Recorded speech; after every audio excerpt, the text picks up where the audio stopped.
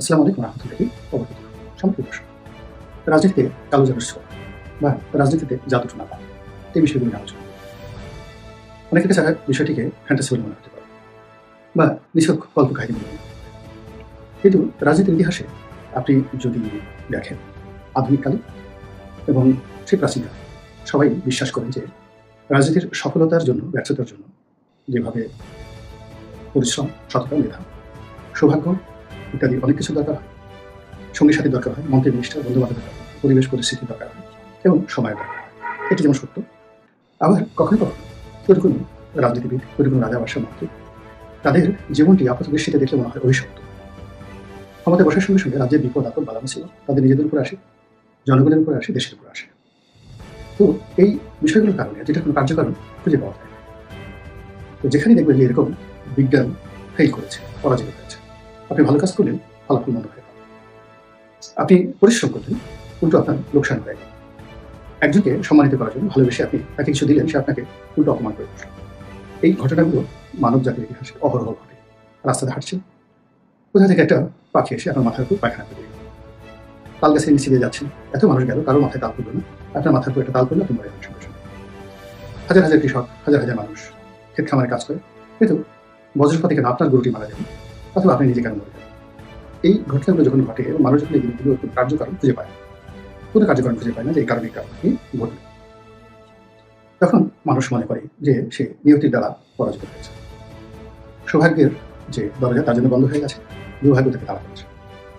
আর এই দুর্ভাগ্যের পেছনে মানুষ সাধারণত দায়ী করে কয়েকটি জায়গায়। সে মনে করে যে হয়তো আল্লাহ তাকে অপছন্দ করছেন, হয়তো মানবরূপী আত্মীয় স্বজনের বদ্ধ আছেন, তার প্রতিদ্বন্দ্বী যারা আছেন তাদের ঈর্ষা আছে। আর বেশিরভাগ মানুষ মনে করেন যে কালো জাদুর ছোঁয়া আছে, বান মারা হয়েছে, জাদু করা হয়েছে, টোনা মারা হয়েছে, ইত্যাদি ইত্যাদি বিভিন্ন কথা।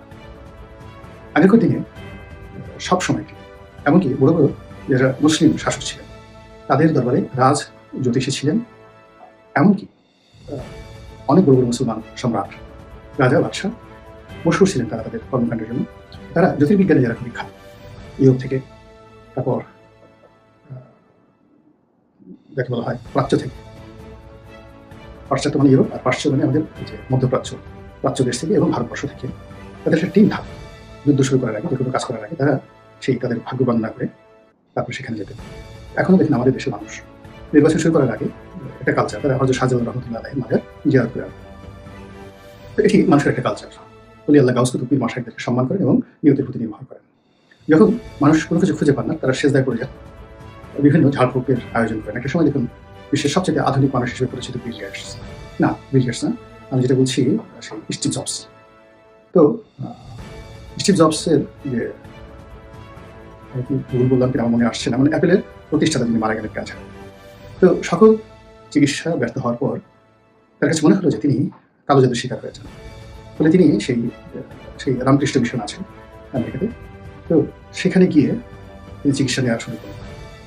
সেই জাদু টোনার যে ঝালফুঁক আছে সেগুলো নেওয়া শুরু করলেন এবং আমির তো তিনি এই কাজটি করে গেছেন। তো আমরা যে কথাটি বলার চেষ্টা করছি যে বর্তমান ডক্টর মোহাম্মদ ইউনূস সরকার তারা ব্যর্থ হয়েছেন, এতে কোনো সন্দেহ নেই। তাদের সফল হওয়ার আর কোনো সম্ভাবনা নেই। এখন সবচেয়ে বড় যে আলোচনা সেটা তারা কখন যাবেন, কীভাবে যাবেন, তাদের পরিণতি কী হবে, এর বাইরে অন্য কোনো কথা নেই। যারা আমার ভিডিও শুনছেন ডক্টর মোহাম্মদ ইউনূসের পক্ষে বা বিপক্ষে, বিশ্বাস করুন আল্লাহর হস্তে আমি বলছি যে এই কথাগুলো বলার পেছনে আমার কোনো ব্যক্তিগত ক্রোধ নেই। সাধারণ মানুষের সঙ্গে আলোচনা করি বা একজন সাধারণ মানুষ হিসেবে আমি সমাজের যে হৃদয় বুঝতে পারি বা আমি নিজে যেরকম আশা করি সেই কথাগুলি আপনাদেরকে বলছি। যদি আপনাদের সঙ্গে মিলে ভালো, আর যদি না মিলে ভিন্ন মত পোষণ করবেন। আমার যেটা ব্যক্তিগত অভিমত হলো যে এই বর্তমান সরকার তাদের সফলতার আর কোনো রকম সুযোগ নেই। দিন যত যাবে তারা তত মন্দ কাজে জড়িয়ে পড়বে, দিন যত যাবে তাদের এখান থেকে ক্ষমতা থেকে যাওয়াটা তত বেশি জটিল হয়ে পড়বে। তাদের পরিবার পরিজন, ব্যবসা বাণিজ্য, আত্মীয় স্বজন থেকে শুরু করে ব্যক্তিগত সুখ স্বাচ্ছন্দ্য তছনছ হয়ে যাবে দিন যত যাবে। কথা হচ্ছে এটি কিন্তু হওয়ার কথা নয়। তাদের যোগ্যতা, তাদের অভিজ্ঞতা, তাদের সামাজিক যোগাযোগ, সোশ্যাল কানেক্টিভিটি, তাদের পিয়ার, পার্সোনাল রিলেশন, ব্যক্তিগত সম্পর্ক, তাদের সফলতা, এই বিষয়গুলোকে যদি আপনি মূল্যায়ন করেন তাহলে এই সরকারি ডক্টর ইউনূস সহ অন্যান্য যারা আছেন তারা আমাদের এই সমাজে এক একজন অনন্য ব্যক্তিত্ব। অনেকেই রীতিমতো নিজেকে ব্যক্তির পরিবর্তে ইনস্টিটিউশন হিসেবে ইতিমধ্যে তারা প্রতিষ্ঠিত করে ফেলেছেন। গতানুগতিক যারা রাজনীতি করেন, সেটা বিএনপি করেন, আওয়ামী লীগ করেন, জাতীয় পার্টি করেন, তাদের বেশিরভাগ নেতাকর্মী, তারা সবাই এখন যারা সরকার পরিচালনা করছেন, লেখাপড়া, দক্ষতা, অভিজ্ঞতা, আন্তর্জাতিকতা, এদের পাশে দাঁড়ানোর মতো অবস্থান। আচ্ছা, আপনি চিন্তা করুন যে আমাদের আমির ডক্টর শফিকুর রহমান কিংবা মিয়া গোলাম বাবু, এবি পার্টির মঞ্জু, জুনায়েদ সাকি, নুরুল হক নুরুল, তারপর ধরুন ববি হাজ্জাজ, আন্দালিক রহমান পার্থ, জনাব তারেক রহমান, মির্জা ফখরুল ইসলাম আলমগীর, মির্জা আব্বাস, সালাউদ্দিন সাহেব। আচ্ছা, এই মানুষগুলো ডক্টর মোহাম্মদ ইউনূসের সঙ্গে আপনি তুলনা করতে পারেন? বাদ দেন ডক্টর মোহাম্মদ ইউনূস, তার যে মহিলা সেক্রেটারি আছেন, আপনি কি এই যে লামিয়া মোর্শেদ, তার এডুকেশনাল কোয়ালিফিকেশন জানেন? লন্ডন স্কুল অফ ইকোনমিক্স থেকে তিনি শিক্ষা লাভ করেছেন।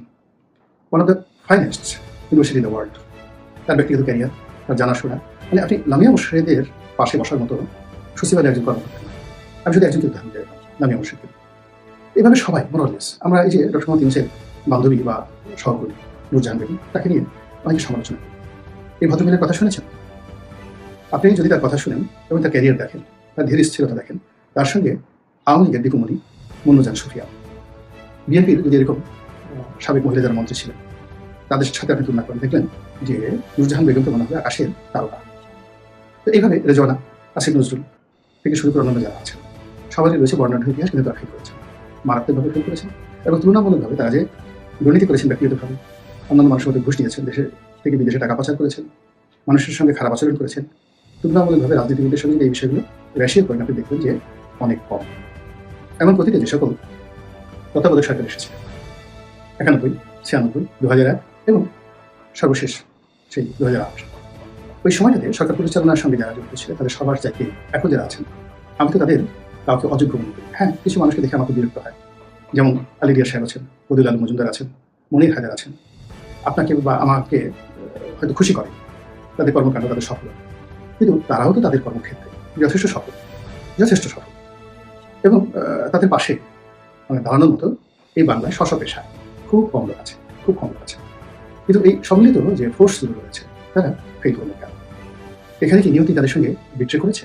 তাদের কোনো গোপন কর্ম, কিংবা তারা সারা জীবন যে কর্মগুলো করেছে, সেই কর্মের যে প্রতিদান, সেই প্রতিদানের মধ্যে কি কোনো মুনাফিকি ছিল, কোনো ভুল ছিল, ভ্রান্তি ছিল, কোনো অভিনয় ছিল, যার কারণে আল্লাহ রাব্বুল আলামিন তাদেরকে ক্ষমতার মস্তকে বসিয়ে জীবনের এই প্রান্তে এসে এমন একটা তাদেরকে শিক্ষা দিয়েছেন, বা এরকম একটা গজবের মধ্যে ফেলে দিয়েছেন, যে এখন প্রাণ বাঁচানোটাই তাদের জন্য একটা প্রাহিপ্রাহী অবস্থা হয়ে পড়েছে। এটি হতে পারে একটা ঘটনা। আর যেটি বলতে পারি সেটা হলো, এই যে তাদের উপর কালো জাদুর আশ্রয় মানে আসর হতে পারে, তাদেরকে বান মারা হতে পারে, এবং সেটা যদি ভারত থেকে মারা হয়, আওয়ামী লীগ যদি তাদেরকে বান মারে, বা আওয়ামী লীগের কালো জাদু যদি ডক্টর মোহাম্মদ ইউনূসের উপর পড়ে, এটা অস্বাভাবিক কিছু নয়। আমাদের সমাজে দেখি যে এই কালো কাপড়ের একটি অংশ, কালো চুলের একটি অংশ নিয়ে তারপর সেখানে জাদুটনা করা হয়। তো যমুনাতে তো আওয়ামী লীগের অভাব নেই, সচিবালয়ের অভাব নেই, ক্যাবিনেট বৈঠকের অভাব নেই। তো সেখানে দেখা গেল যে এই কাজগুলো করতে পারে। ফলে কি হলো, আপনি দেখুন ডক্টর মোহাম্মদ ইউনূসের চেহারা নষ্ট হয়ে গেছে। তার মানে রাষ্ট্র ক্ষমতায় যখন একটা লোক বসেন, তার প্রথমত তার চেহারা একটা উজ্জ্বলতা চলে আসে, ক্ষমতা মনে একটা ব্যাপার। এমনকি দেখেন বেগম জিয়া, সেই আওয়ামী জমানাতে কত অসুস্থ ছিল, যেই মুহূর্তে তিনি এই একটা ভালো সময় পেলে তার চেহারা কত সুন্দর হয়ে গেছে। আপনি দেখুন তারেক রহমান সাহেবের চেহারা কত সুন্দর হয়ে গেছে, সালাউদ্দিন আহমেদের চেহারা অল্প কয়েকদিনের মধ্যে কত সুন্দর হয়ে গেছে, এমনকি মির্জা ফখরুল সাহেবের চেহারা সুন্দর হয়ে গেছে। মির্জা আব্বাসের দিকে আপনি তাকাতেই পারবেন না। জামাতের আমির মিয়া গোলাম পরোয়ার কালা টুসটুসে ছিলেন, আমার সে 3 গুণ কালো, এখন আমার সে ফর্সা হয়ে গেছে।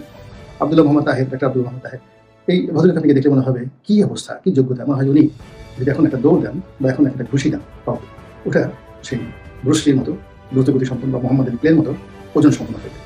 অথচ এই মানুষগুলো খুব দুর্বল ছিলেন 14 মাস আগে। এগুলো হলো ক্ষমতার কারণে। দেখেন তাদের উপর হয়তো কালো জাদু ছোঁয়া পড়ে, তাদের সবার চেহারা ছিল ভালো হয়ে গেছে, কিন্তু আসিফ নজরুলের চেহারা খারাপ হয়ে গেছে। সিরিয়াসলি আপনি দেখেন আসিফ নজরুলের চেহারা কিন্তু খারাপ হয়ে গেছে। আপনি ডক্টর মোহাম্মদ ইউনূসের চেহারা খারাপ হয়ে গেছে, লামিয়া মোর্শেদ তার চেহারা খারাপ হয়ে গেছে, চুল পেকে গেছে, তিনি গুজো হয়ে গেছেন। অথচ কয়েকদিন আগে 14 মাস আগে তার চেহারা কত সুন্দর ছিল। আপনি অন্যান্য যারা ওনার আপন ডক্টর মোহাম্মদ ইউনূস যাদেরকে পছন্দ করছে, তাদের সবারই চেহারা সুরত নষ্ট হয়ে গেছে। তো সেক্ষেত্রে ধরেন ভারতের যে রাজ্যটি কামরূপ কামাখ্যা, এই এলাকায় অসংখ্য মানে জাদুকর বসবাস করে। আমরা শৈশবকাল থেকে শুনেছি জাদু টোনা, বান মারা, বশীকরণ থেকে শুরু করে সাপের বিষ নামানো থেকে শুরু করে, যেগুলো অতি মানবীয় কর্মকাণ্ড। আমরা অনেকে বিশ্বাস করি না, আবার অনেকে বিশ্বাস করি। আমরা অনেকে পাত্তা দিই, কিন্তু নিজেরা বিপদে পড়ে সবাই পাত্তা দিই। তো এখানে এরকম কিছু ঘটল কি? ভারত এই কাজগুলো করলো কি? ভারত সব করে, ভারত তার প্রয়োজনে সব করতে পারে, দিল্লি সব করতে পারে। তো সেক্ষেত্রে আপনি দেখেন যে আগে যজ্ঞ করা হতো, মহাযজ্ঞ করা হতো, প্রতিপক্ষ রাজাকে সে ধ্বংস করার জন্য অশ্বমেধ যজ্ঞ করা হতো। ভারতবর্ষে প্রকাশ্য রাজা করে অশ্বমেধ যজ্ঞ করা হতো, পারস্যে করা হতো, আরবে করা হতো, সব জায়গাতে এই কাজগুলো করা হতো। কাজেই এই ডক্টর মোহাম্মদ ইউনূসের কর্মকাণ্ডকে বিনষ্ট করে দেওয়ার জন্য যদি কালো জাদু করা হয়ে থাকে, বান মারা হয়ে থাকে, টোনা মারা হয়ে থাকে। এবং সেই কারণে যদি তাদের ব্যর্থ তারা হয়ে থাকে, তাদের চেহারা ছিল নষ্ট হয়ে থাকে, তাদের মনের মধ্যে ভয় আতঙ্ক তৈরি হয়ে যায়, তাহলে বুঝতে পারেন যে দেশের যে ড্রাইভিং স্টিয়ারিং, এই দেশ পরিচালনা করার জন্য স্টিয়ারিংটা এটা তো তাদের হাতে। কাজেই তারা যদি সেই অসুস্থ অবস্থায় আমাদেরকে নিয়ে বঙ্গোপসাগরে পড়ে যান, আমাদেরকে নিয়ে যদি খাদের মধ্যে ফেলে দেন, দুর্ঘটনা ঘটান বা গাড়ি যদি একেবারে না চলে, তাহলে আমাদের কী অবস্থা হবে? কাজেই আপনারা যারা এই জিনিসগুলো বিশ্বাস করেন বা না করেন, কেউ দোয়া করতে পারেন তারা যদি মঙ্গল চান, কেউ যদি জাদু টোনা কালো জাদু এই বিষয়ে আপনাদের অভিজ্ঞতা থাকে, আপনারা এই বিষয়ে সরকার বাহাদুরকে সাহায্য সহযোগিতা করতে পারেন। আর সরকারের মধ্যে যারা আছেন কর্তা ব্যক্তি, তারাও বিষয়টি বিবেচনা করতে পারেন বা এসে উড়িয়ে দিতে পারেন। জিনিসটা অনেক এখন কাজ নেই, কর্ম নেই, সে এই এক একটা করে ভিউ মানে ইউটিউব বানায় আর ভিউ বানানোর জন্য সে ভিউ ব্যবসা করে, এটা আপনার ব্যক্তিগত বিষয়। মহান আল্লাহ আমাদের সবাই হেদায়েত দান করুন এবং হেফাজত করুন। আসসালামু আলাইকুম ওয়া রাহমাতুল্লাহি ওয়া বারাকাতুহু।